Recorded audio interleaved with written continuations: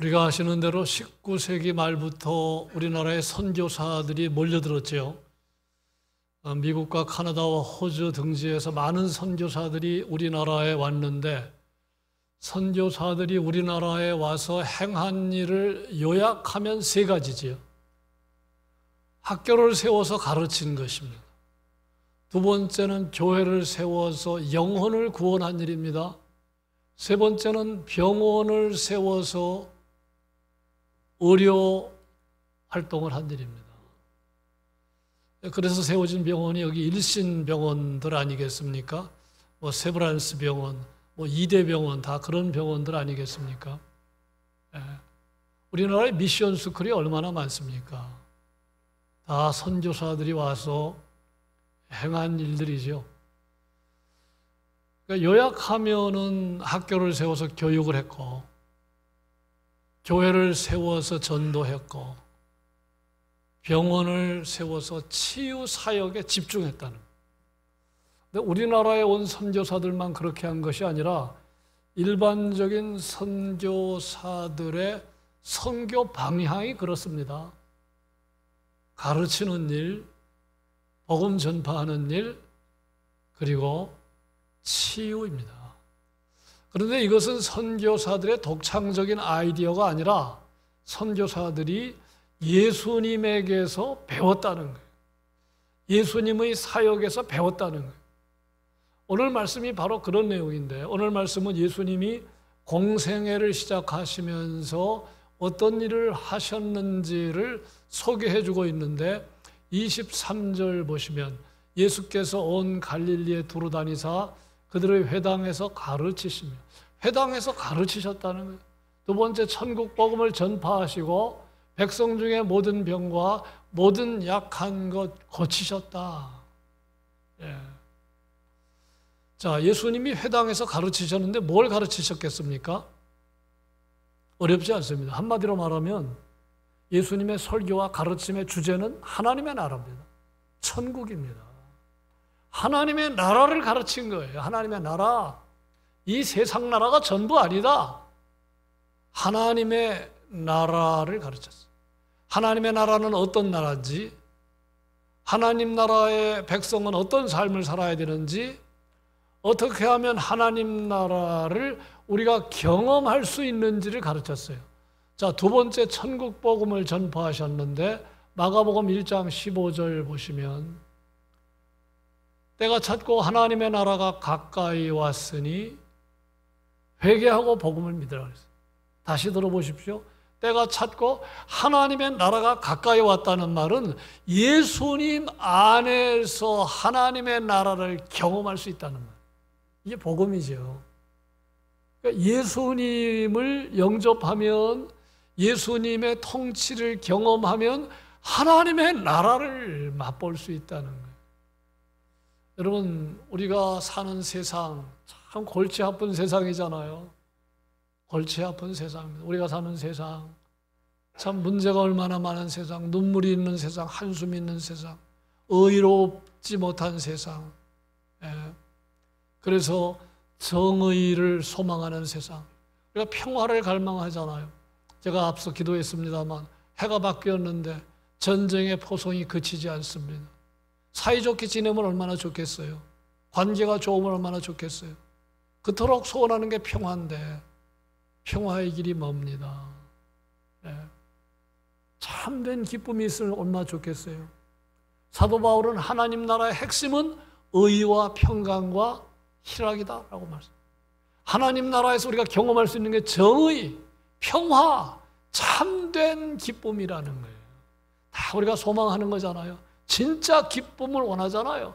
우리가 진짜 평화, 평안을 원하잖아요. 좀 세상이 의로운 사람과의 관계에서도 의를 경험하면 얼마나 좋겠습니까?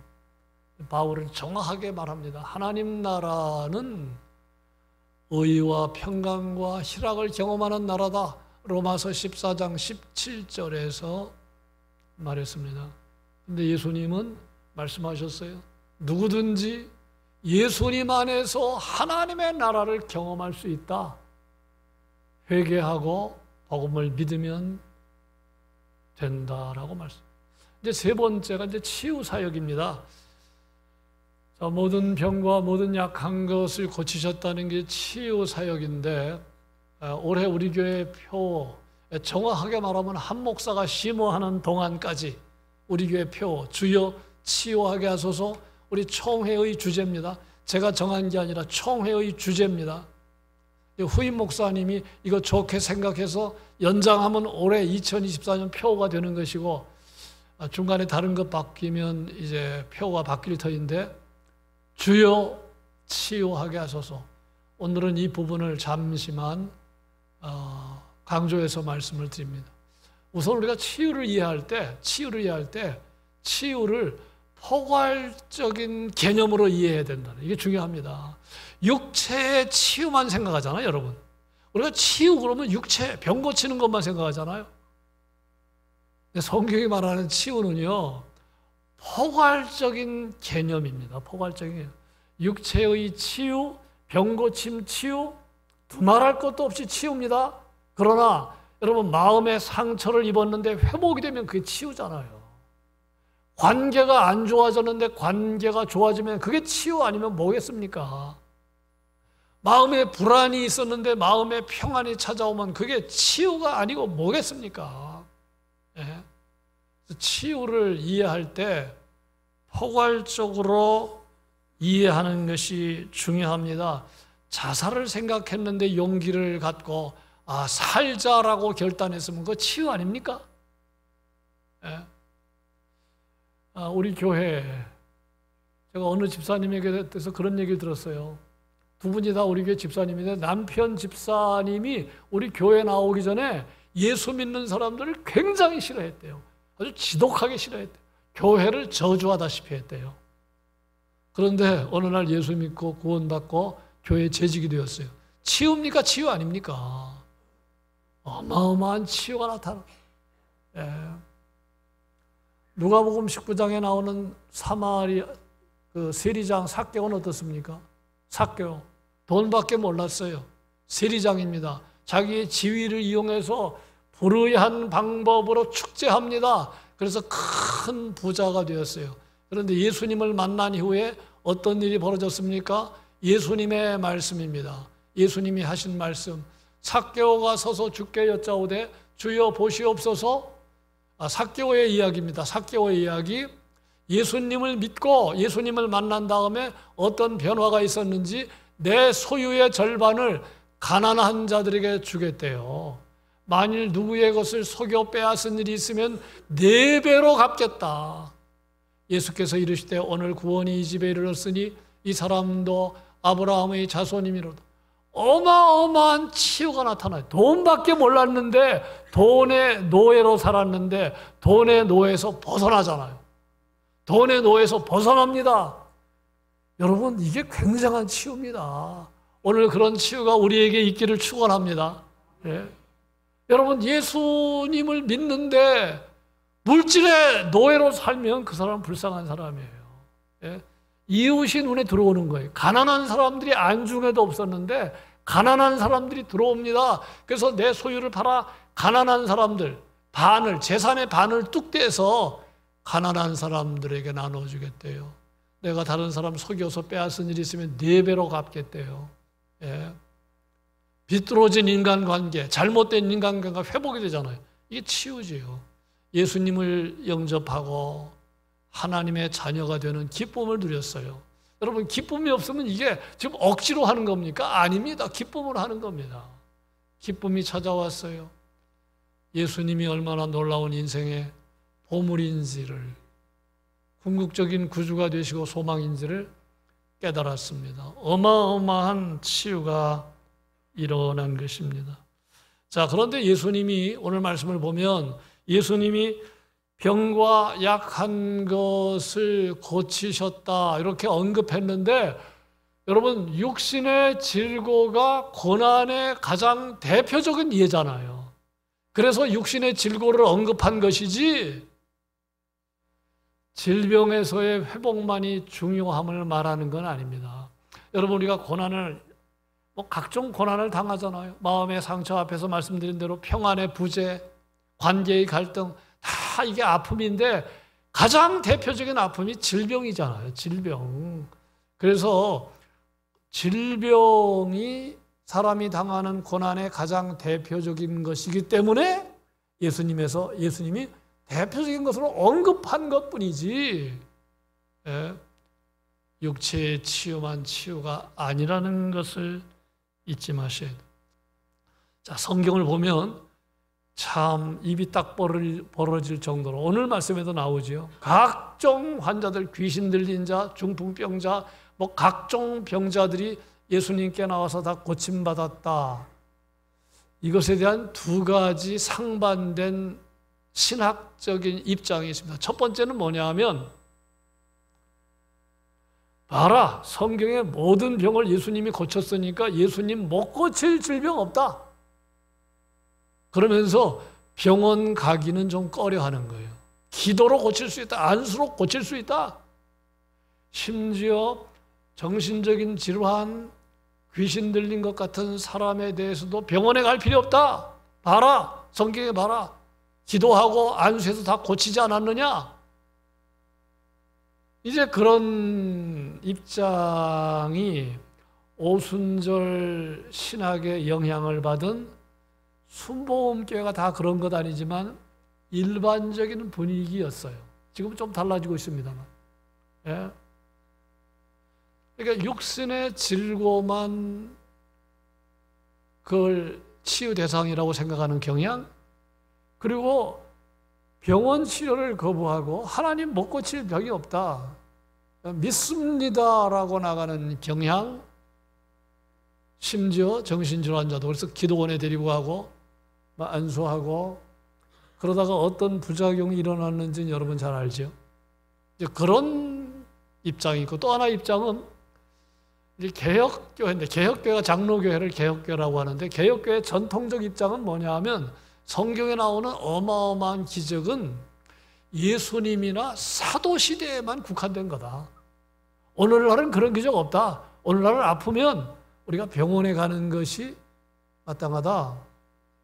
그래서 지성적으로 접근하고 합리적으로 접근하고 의학적인 관점으로만 접근하는 그런 경향이 장로교회의 전통이었더랬어요.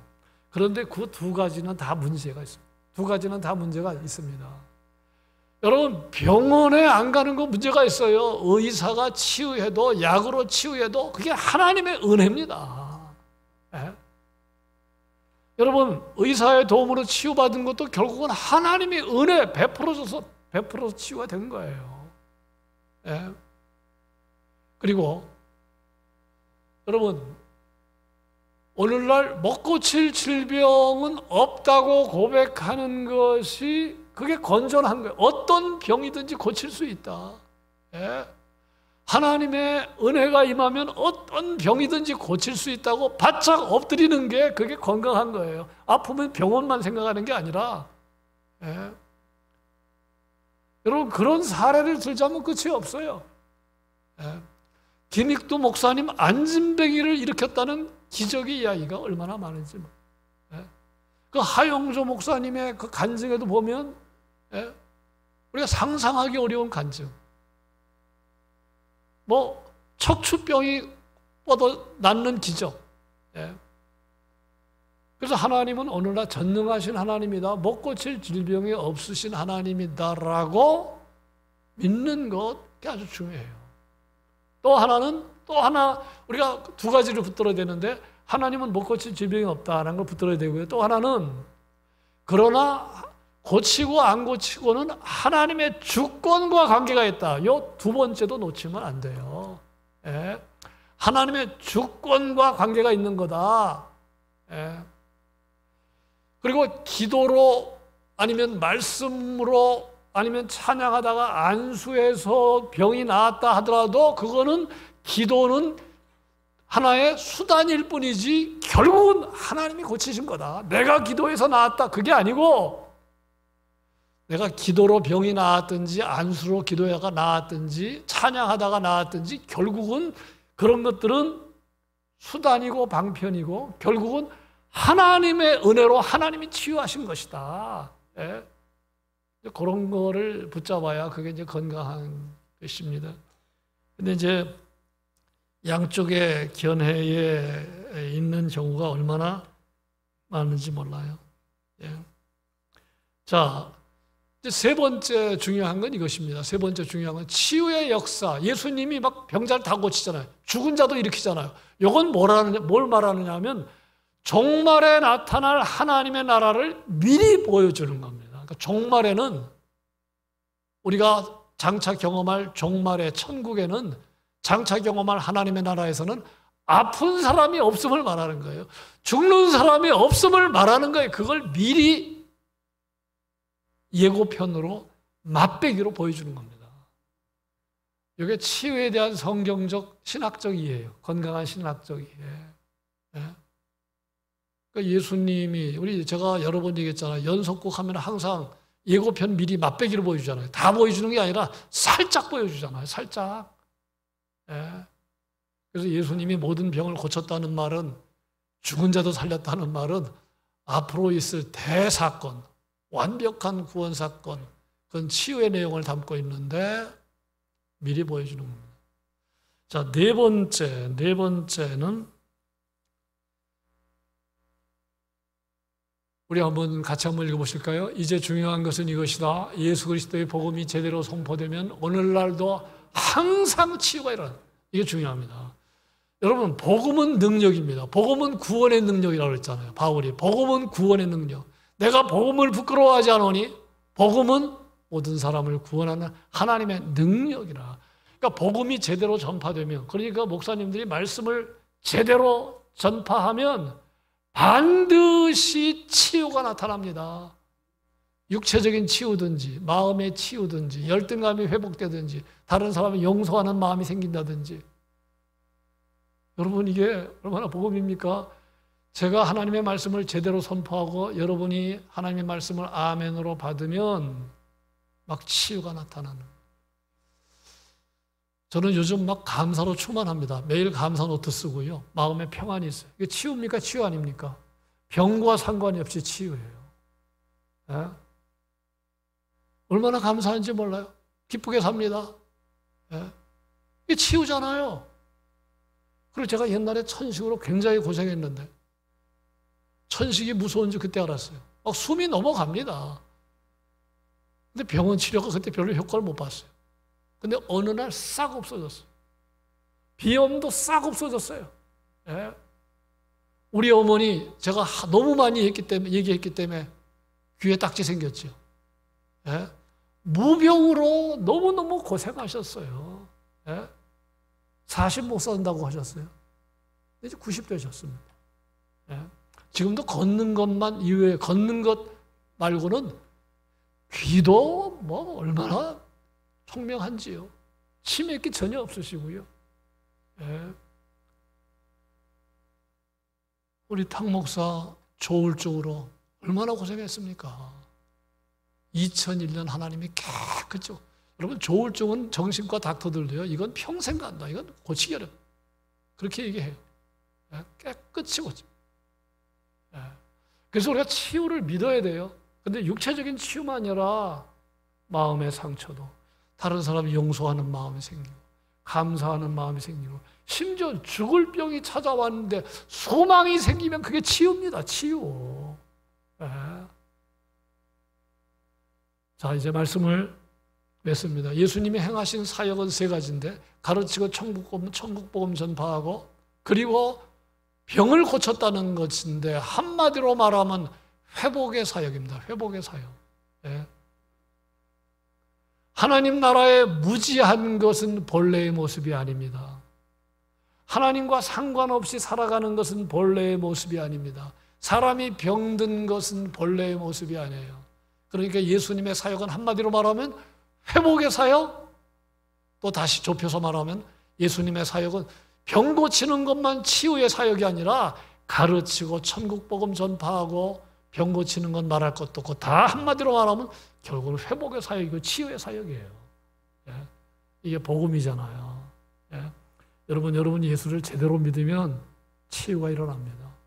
정말로 예수를 제대로 믿으면. 예? 완벽한 치유가 약속되어 있습니다. 그래서 우리가 그것을 2024년 하나님 이미 치유를 경험했지만 더욱더 날마다 치유를 경험해서 인간관계의 놀라운 회복, 마음의 상처가 다 회복되고 아니 관계가 회복되고 육신의 건강, 정신의 건강 2024년 풍성히 경험하는 한 해가 되기를 소망하며 달려가는 우리 모두 되시기를 주님의 이름으로 축원합니다.